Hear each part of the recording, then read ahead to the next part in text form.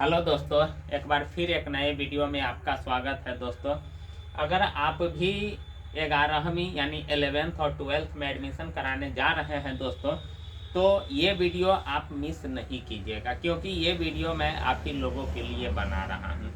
और ये वीडियो इसीलिए आपके लिए बना रहा हूँ ताकि आपको सही सही जानकारी मिल जाए।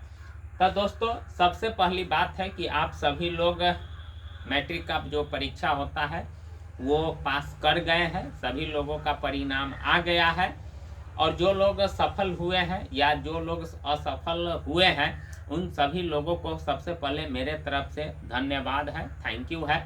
और मैं आशा करता हूं कि जिस लगन से आपने पढ़ाई मैट्रिक में किया था, उसी लगन से और आगे पढ़ाई कीजिए, क्योंकि अभी आपका स्टेज जो होता है वह बाकी है। अभी आपका राह बहुत ही, अभी आपने मंजिल तय नहीं किया है दोस्तों। इसीलिए आपसे निवेदन है कि जिस जुनून के साथ आपने एग्जाम यानी फाइट किया था, उसी जुनून से एक और स्टेप आपको पास करना है, वो है 12th। तो दोस्तों, सबसे पहली बात है कि आपके सामने में यहाँ बहुत एक तरह से समझिए कि 3 प्रकार का रास्ता मिल गया है, ठीक ना दोस्तों। जब आप मैट्रिक में थे तो आपके पास मात्र सिंगल रास्ता था जिस पर आपको चलना था, और आप आसानी से चल भी दिए, आपके साथ कोई परेशानी नहीं हुई दोस्तों। लेकिन यहाँ के बाद जैसे ही आप आ जाते हैं, तो यहाँ अब आपको 3 गो रास्ता मिल रहा है, ठीक ना दोस्तों। 3 गो रास्ता का कहने का मतलब है कि आपके पास 3 प्रकार का स्ट्रीम मिलेगा दोस्तों। स्वाभाविक बात है कि जब आप कहीं जा रहे होते हैं और किसी अनजान गांव में या अनजान शहर में अगर आपके सामने में वहां 3 गो रास्ता अगर मिल जाए, तो आप थोड़ा देर के लिए जरूर आश्चर्य में पड़िएगा कि किस रास्ते से जाए ताकि मैं सही सही उस गांव में पहुंच जाऊं जहां हमको पहुंचना है, आपको पहुंचना है। अगर आप वहां से गलत रास्ता का चॉइस कर लेते हैं, चूज कर लेते हैं, तो फिर आप उस जगह पर नहीं पहुंच पाइएगा दोस्तों। इसीलिए मैं आपको शुरू में ही कह दिया हूं कि इस वीडियो को जरूर अंत तक ले देखिए, और जरूर इस वीडियो को पूरा देखिए, तभी आपको मेरी पूरा बात आपको समझ में आएगा दोस्तों। तो वही चीज है, जब आप गलत रास्ते पर चल जाइएगा तो फिर आपको जहां जाना होगा वहां नहीं पहुंच पाइएगा। तो दोस्तों, सबसे पहले आपको ये दिमाग में सोचना होगा, आपके ये मन में बैठाना होगा कि हमको क्या करना है दोस्तों। सबसे पहली बात है कि हमको क्या करना है। आपको जो करना है वही रास्ता आपको चॉइस करना होगा। जैसे आप कोई गांव में जाते हैं तो आपको पहले ही आपको तय रहता है कि हमको फलाना गांव में जाना है, उसी अनुरूप आप रास्ता का चॉइस करते हैं। उसी प्रकार से यहाँ भी आपको किस दिशा में जाना है, क्या बनना है दोस्तों। डॉक्टर बनना है, इंजीनियर बनना है, कि कोई बढ़िया बढ़िया डिजाइनर बनना है, कि कोई बढ़िया बढ़िया फैशनकार बनना है, कि आप क्या बनना चाहते हैं, उस हिसाब से आप अपना रास्ता तय कीजिए दोस्तों। वही रास्ता मैं आप लोगों को बताने जा रहा हूं, और आप देख सकते हैं कि यहाँ सारा सब्जेक्ट मैंने आपके लिए लिख करके रखा हूं। और दोस्तों, सबसे पहली बात है कि 11वीं एवं 12वीं के ये जो विषय आप देख रहे हैं, इसी विषय सबसे अब आपको पढ़ना पड़ेगा।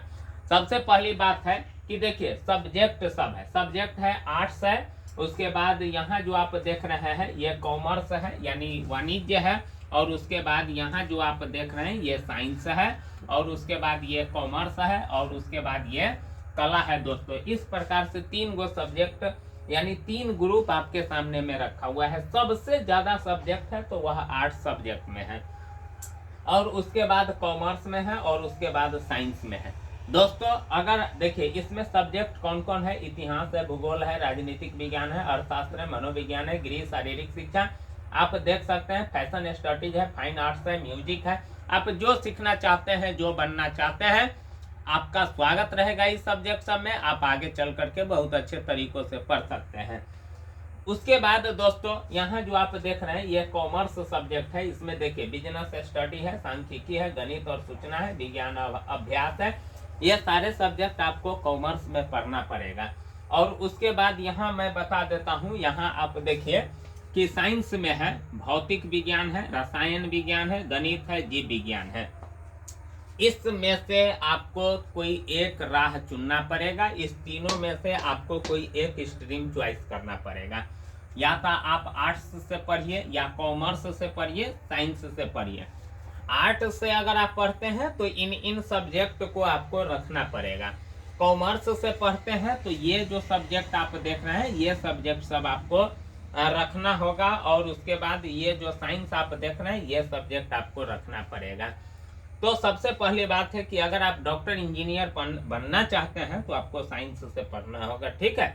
अगर आप डॉक्टर इंजीनियर बनना चाहते हैं तब आपको क्या चीज से पढ़ना होगा, साइंस से पढ़ना होगा। अगर आप इंजीनियर बनना चाहते हैं तो भौतिक विज्ञान, रसायन विज्ञान और गणित, ये 3 ग्रुप, इसमें भी 2 ग्रुप हो जाता है।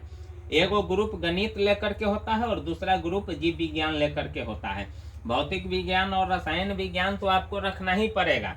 उसके बाद अगर आप इंजीनियर बनना चाहते हैं तो गणित से पढ़िए।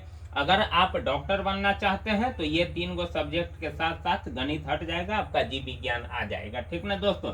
उसके बाद आप कोई बड़े बड़े होटल मैनेजमेंट बनना चाहते हैं या कोई बड़े बड़े बिजनेस अधिकारी बनना चाहते हैं तो फिर आपको कॉमर्स से पढ़ना पड़ेगा। अगर दोस्तों आपने ये चीज सबको छोड़ करके आप सोचते हैं कि मैं एक बढ़िया फैशन डिजाइनर बनना चाहता हूँ तो आपको फैशन स्टडीज पढ़ना पड़ेगा। अगर कोई चाहेगा कि हम बढ़िया कलाकार बने, बढ़िया चित्रकार बने, क्योंकि इन सारे लोगों को जरूरत होती है। आप देख सकते हैं बड़े से बड़े चित्रकार के लिए, बड़े से बड़े पेंटर के लिए आपको क्लास करना पड़ता है, तो आपको फाइन आर्ट से पढ़ना पड़ेगा। अगर आप संगीत सीखना चाहते हैं तो आपको म्यूजिक पढ़ना पड़ेगा। अगर आप शारीरिक शिक्षा, समाज शास्त्र, दर्शन शास्त्र, ये सारे सब्जेक्ट सब है। अगर मैं इन सभी चीज़ों पर चर्चा करूं तो बहुत बड़ा वीडियो बन जाएगा, जिसको आप देख करके ही समझ जाइएगा कि यानी पढ़ाई वाला जो होता है, जो मैं आपको समझाने की कोशिश कर रहा हूं, अगर आप समझना चाहिएगा तो कमेंट कीजिएगा, मैं एक एक करके एक छोटा वीडियो बना करके जरूर आप लोगों को बता दूंगा। तो दोस्तों सबसे पहली बात है कि यहाँ आपके पास 3 सब्जेक्ट हैं, और ये 3 सब्जेक्ट मैं अभी इसलिए बता दे रहा हूँ कि जब आप OFS में रजिस्ट्रेशन करने जाइएगा तो फिर आपको वहाँ से पूछेगा कि कौन कौन सब्जेक्ट आप रखना चाहते हैं। तो दोस्तों इसमें से आप सब्जेक्ट रख सकते हैं। वैसे अक्सर लोग सब जब आर्ट्स पढ़ता है तो इतिहास, भूगोल और राजनीतिक विज्ञान या अर्थशास्त्र ये सब रख लेता है। तो इस विषय सब का कोई माने मतलब नहीं रह जाता है, क्योंकि ये विषय सब जनरली लोग सब करता है, समझ रहे हैं कि ना। इसीलिए अगर आप सोच रहे हैं कि नहीं हम इन सब से हट करके कुछ सब्जेक्ट ले, तो फिर आप fashion study, fine arts, Sanskrit, शारीरिक शिक्षा, उसके ये लॉ स्टडीज, ये सब आप यानी सब्जेक्ट सब ले लेते हैं तो फिर आपके लिए बहुत ही आगे का राह जो होता है वह भीड़ से अलग हो जाएगा। इसमें एक और आता है जो एग्रीकल्चर खास करके आता है, एग्रीकल्चर, ठीक ना दोस्तों। एग्रीकल्चर का मतलब होता है यानी जो यानी एक तरह से समझिए कि जो प्रखंड स्तर पर का जो पदाधिकारी बनता है फसल उसल के लिए भी, यानी उसको समझ जाइए कि जो पदाधिकारी खास करके फसल को जो देख रेख करते हैं, BAO शायद उसका नाम होता है, ब्लॉक एग्रीकल्चर ऑफिसर जिसको बोलते हैं, यानी फसल के बारे में आपको उसमें पढ़ना पड़ता है, ठीक ना दोस्तों। तो सबसे पहली बात है कि इसमें से आपको कोई 3 गो सब्जेक्ट रखना होगा। कै गो रखना होगा? 3 गो सब्जेक्ट रखना होगा। बाकी इधर 5 गो सब्जेक्ट आपको पुराना पड़ेगा।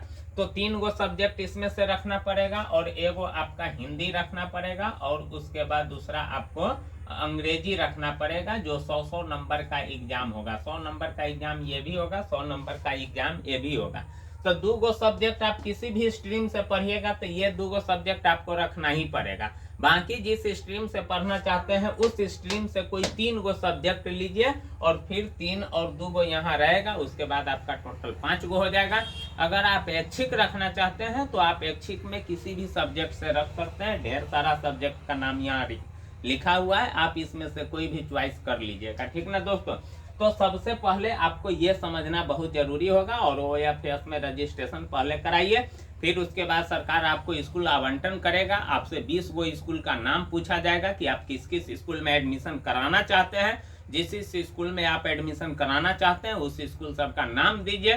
फिर उसके बाद जो आपका नंबर है, जो आपका ग्रेड है, उस हिसाब से आपको स्कूल का यानी चयन करेगा, और फिर आपको उस स्कूल में जाकर के, उस माध्यमिक विद्यालय में जाकर के आपको एडमिशन कराना होगा दोस्तों। तो इस प्रकार से 11वीं में एडमिशन की प्रक्रिया होती है और यही सब्जेक्ट सब लेकर के आपको पढ़ना पड़ेगा दोस्तों। तो अगर आपको अच्छा लगे ये वीडियो तो जरूर लाइक कीजिएगा, चैनल को भी जरूर सब्सक्राइब कीजिएगा। थैंक यू, धन्यवाद।